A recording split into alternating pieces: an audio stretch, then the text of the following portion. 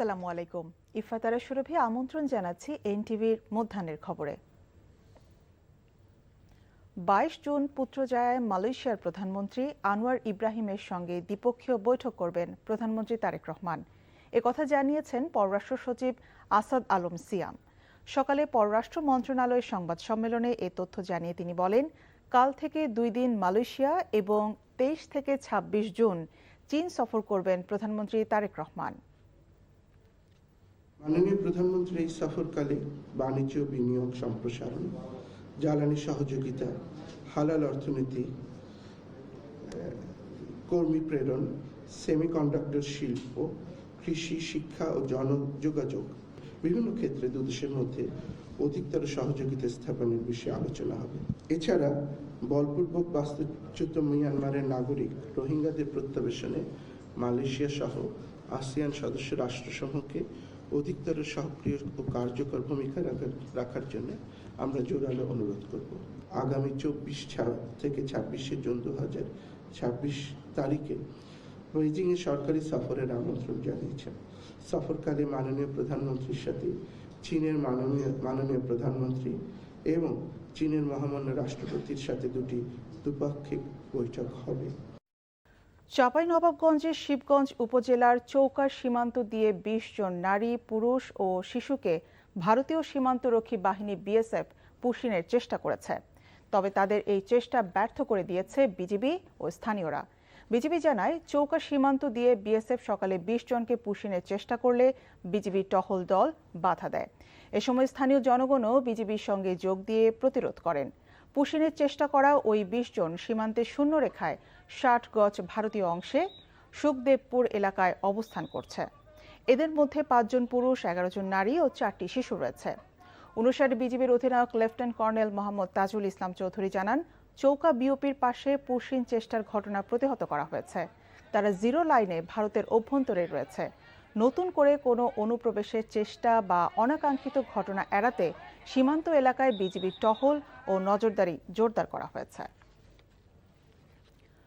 চাঁদপুর থেকে ছেড়ে আসা চট্টগ্রামগামী মেঘনা এক্সপ্রেস ট্রেনের ইঞ্জিনে যান্ত্রিক ত্রুটি দেখা দেওয়ায় ফেনী রেল স্টেশনে প্রায় 2 ঘন্টা ধরে আটকে আছে অন্তত 800 যাত্রী। সকাল 8:30টায় ট্রেনটি ফেনী জংশনে প্রবেশের সময় ইঞ্জিন থেকে ধোঁয়া বের হতে দেখা যায়। রেলওয়ে সূত্র জানায়, স্টেশনে পৌঁছানোর পর ইঞ্জিনের মোটরের যান্ত্রিক ত্রুটি ধরা পড়ে। পরে মোটরে আগুন লাগার আশঙ্কা দেখা দিলে নিরাপত্তার স্বার্থে ট্রেনটি স্টেশনের 4 নম্বর লাইনে থামিয়ে রাখা হয়। দীর্ঘ সময় ট্রেন আটকে থাকায় অনেক যাত্রী স্টেশনে নেমে বিকল্প পরিবহনের খোঁজ করেন।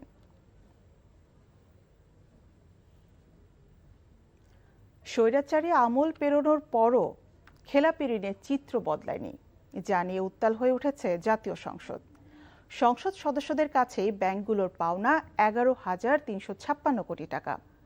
বিশাল সংখ্যক ঋণ খেলাপিকে সংসদে নিয়ে দেশের অর্থনীতির সংকট কিভাবে মুক্ত করবে তা নিয়ে প্রশ্ন তোলেন স্বতন্ত্র সংসদ সদস্য রুমিন ফারহানা। এদিকে সুইচ ব্যাংকে বাংলাদেশিদের অর্থের পরিমাণ এ যাবৎকালের সবচেয়ে বেশি। 2025 সালে যা 41% বৃদ্ধি পেয়ে দাঁড়িয়েছে 12,760 কোটি টাকা। এই অর্থনৈতিক সংকট থেকে উত্তরণে বিশেষজ্ঞরা বলছেন, খেলাপি ঋণের অর্থ ফেরাতে মনোযোগ দিতে হবে সরকারকে। একই সাথে ব্যাংক খাতকে রাজনৈতিক প্রভাবমুক্ত রাখার পরামর্শ দেন তারা। শাহাদাত অফরের রিপোর্ট। 2024 সালের গণঅভ্যুত্থানের পর দেশের অর্থনীতির নানা অনিয়ম ও দুর্নীতির চিত্র সামনে আসতে শুরু করে। সে বছরের ডিসেম্বরে দেশের অর্থনীতির পরিস্থিতি নিয়ে প্রায় 400 পৃষ্ঠার একটি প্রতিবেদন জমা দেয় শ্বেতপত্র প্রণয়ন কমিটি। প্রতিবেদনে উল্লেখ করা হয়, শেখ হাসিনার আমলে 28 উপায়ে দুর্নীতির মাধ্যমে 234 বিলিয়ন মার্কিন ডলার অবৈধভাবে পাচার করা হয়েছে। এ দুর্নীতির অন্যতম মাধ্যম ছিল ঋণ খেলাপি। বড় টাকা বাইরে চলে গেছে। আমরা একটা হিসাব করেছি যে এটা প্রায় 16 বিলিয়ন ডলার গড়ে এটা গিয়েছে। এই চক্র যদি আগে দেশে শ্যাডো ইকোনমিতে বিনিয়োগ করতো তাহলে এটা অবৈধ ছিল, কিন্তু অন্তত দেশে এই টাকাটা বিভিন্ন ভাবে খাটতো। স্বৈরাচারী শাসনের অবসানের পরেও ঋণ খেলাপির হার কমেনি বলে প্রশ্ন উঠেছে জাতীয় সংসদে। অর্থনৈতিক সংস্কারের নানা উদ্যোগ নেওয়া হলেও ব্যাংক খাতের বাস্তব চিত্র কতটা বদলেছে তা নিয়ে সংসদে তীব্র আলোচনা হয়। এখন যদি সংসদে এতগুলো ঋণ খেলাপি থাকে তাহলে এই সংসদকে তো ঋণ খেলাপিদের সংসদ বলবে। এখন এই সংসদে যদি আমরা ঋণ খেলাপি বলতে না পারি এই সংসদে, তাহলে মাননীয় স্পিকার আমরা আর কোথায় বলবো? যারা ঋণ খেলাপি আদালত কর্তৃক সাব্যস্ত হবে, ঘোষিত হবে, তারা দে আর ডিসকোয়ালিফাইড, তারা এমপি হিসেবে নমিনেশন দিতে পারবে না, অবৈধ। নির্বাচিত হয়ে এসছে তার মানে ঋণগ্রস্ত হতে পারে, নট ঋণ খেলাপি।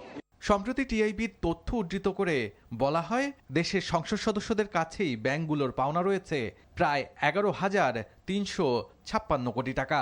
এ তথ্যের প্রেক্ষিতে স্বতন্ত্র সংসদ সদস্য রুমিন ফারহানা প্রশ্ন তোলেন, সংসদে এত বিপুল সংখ্যক ঋণ খেলাপিকে নিয়ে দেশের অর্থনীতি কিভাবে সংকট থেকে মুক্তি পাবে? টিআইবি সম্প্রতি বলছে যে এই সংসদের সদস্যদের কাছে এই দেশের ব্যাংকগুলোর পাওনা হচ্ছে 11,356 কোটি টাকা। অন্যদিকে দেশের টাকায় ফুলে ফেঁপে উঠেছে বিদেশি ব্যাংক। সুইস ব্যাংকের তথ্য অনুযায়ী 2025 সালের সুইজারল্যান্ডের ব্যাংকগুলোতে বাংলাদেশি ব্যক্তি ও প্রতিষ্ঠানের নামে জমাকৃত অর্থ আগের বছরের তুলনায় 41% বেড়ে দাঁড়িয়েছে 12,760 কোটি টাকা। বিশ্লেষকরা মনে করছেন, এর একটি উল্লেখযোগ্য অংশ দেশের আর্থিক খাত ও খেলাপি ঋণ সংক্রান্ত অর্থ প্রবাহের। সাবেক অর্থ উপদেষ্টা ডক্টর সালেউদ্দিন আহমেদ বলেন, ব্যাংক খাতকে ঢেলে সাজাতে দেশের বাইরে পাচার করা 3 লাখ কোটি টাকা দেশে ফিরিয়ে আনতে হবে। অর্থনৈতিক খাতের পাশাপাশি পাচার হওয়া অর্থ ফেরত আনা গেলে ঘুরে দাঁড়াবে দেশের ভঙ্গুর অর্থনীতি। যেটা হয়েছে 15 বছর সেটাই, কাকে ঋণ দেবেন বলে দেওয়া হয়, কোন টার্মসে ঋণ দেবেন সেটা বলে দেওয়া হয়। ইভেন কি আপনার যে ফান্ডেড নন ফান্ডেড কতগুলো নিয়ম আছে না, দিতে পারবেন এত বেশি, সেগুলো ভায়োলেট করা হয়েছে। এগুলো আমি জিজ্ঞেস করেছিলাম, আমি যখন অ্যাডভাইজার ছিলাম সেন্ট্রাল ব্যাংকে, আমরা দিয়েছি পার্সোনাল গ্যারেন্টি, উনি সুনাম তো ধন্য লোক, ওনাকে আমি পার্সোনাল গ্যারেন্টিতে হাজার হাজার কোটি টাকা দিয়ে দিলেন, 20,000 25,000 কোটি টাকা, এটা কেমন? ব্যাংকিং খাতকে আরও শক্তিশালী ও স্থিতিশীল করতে কার্যকর নজরদারি বৃদ্ধি এবং ঋণ খেলাপিদের বিরুদ্ধে কঠোর আইনি ব্যবস্থা নেওয়ার পরামর্শ দেন এই সাবেক গভর্নর। শাহাদাত অফরো, এনটিভি নিউজ, ঢাকা। আজ বিশ্ব শরণার্থী দিবস। এবারে প্রতিপাদ্য যতক্ষণ না সবাই নিরাপদ। প্রায় 9 বছর ধরে কক্সবাজারের উখিয়া ও টেকনাফের শরণার্থী শিবিরে বসবাস করছে 12 লাখেরও বেশি রোহিঙ্গা। তবে এখনও অনিশ্চিত তাদের নিজ দেশে ফেরা। মিয়ানমারের অভ্যন্তরীণ পরিস্থিতি প্রত্যাবাসনের অনুকূলে নয়, তারপরও নিজ দেশে নিরাপদ ও মর্যাদাপূর্ণ প্রত্যাবাসনের অপেক্ষায় রোহিঙ্গারা। কক্সবাজার থেকে ইকরাম চৌধুরী টিপুর পাঠানো রিপোর্ট।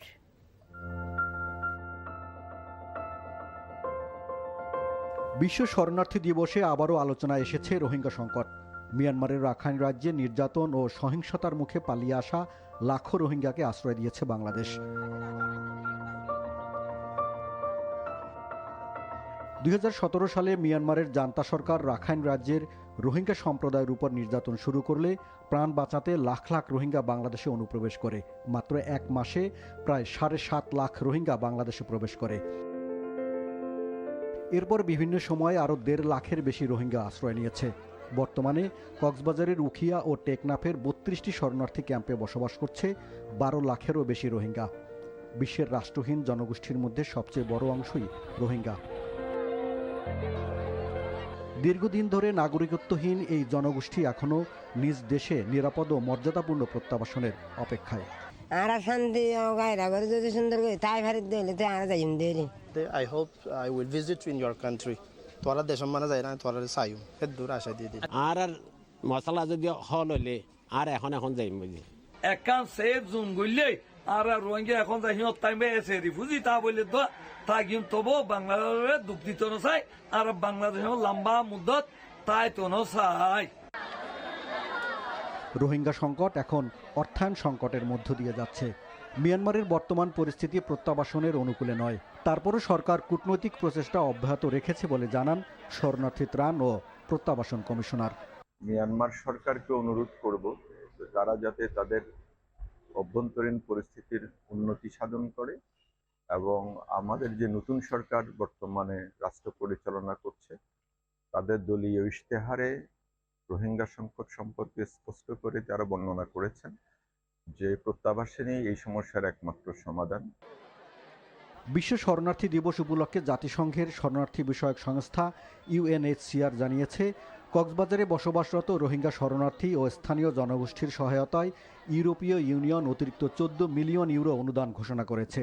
তবে মানবিক সহায়তা অব্যাহত থাকলেও সংকটের স্থায়ী সমাধান এখনও প্রত্যাবাসনের উপরই নির্ভর করছে বলে মনে করছেন সংশ্লিষ্টরা। NTV news desk. আন্তর্জাতিক ইয়োগা দিবস উপলক্ষে ইস্পাহানি টি লিমিটেডের প্রিমিয়াম ব্র্যান্ড ব্লেন্ডার্স চয়েসের উদ্যোগে অনুষ্ঠিত হয়েছে বিশেষ অনুষ্ঠান ব্লেন্ডার্স চয়েস ওয়েলনেস আনপ্লাগড। রাজধানী বসুন্ধরা স্পোর্টস সিটিতে আয়োজিত এই অনুষ্ঠান শুরু হয় সকাল 8টায়। যোগব্যায়াম সেশন, স্বাস্থ্য ও সুস্থতা বিষয়ক সচেতনতামূলক আলোচনা এবং র্যালি সহ বিভিন্ন অংশগ্রহণমূলক কার্যক্রমে সাজানো হয় অনুষ্ঠান। এতে অংশ নিয়ে বক্তারা শরীর ও মন সুস্থ রাখতে যোগব্যায়ামের উপকারিতা নিয়ে আলোচনা করে উদ্বুদ্ধ করেন যোগব্যায়ামের প্রতি। ভবিষ্যতে আরও বড় পরিসরে এমন আয়োজন করার প্রত্যাশা আয়োজকদের। এই ছিল মধ্যাহ্নের খবরে। এই খবরের ভিডিও সহ আপডেট জানতে ভিজিট করুন NTV অনলাইন www.ntvd.com। এছাড়াও NTVর জনপ্রিয় সব অনুষ্ঠান এবং খবরের আপডেট জানতে ভিজিট করুন আমাদের ইউটিউব ও ভেরিফাইড ফেসবুক পেজ। 2টায় দুপুরের খবর দেখার আমন্ত্রণ রইল। ধন্যবাদ সবাইকে।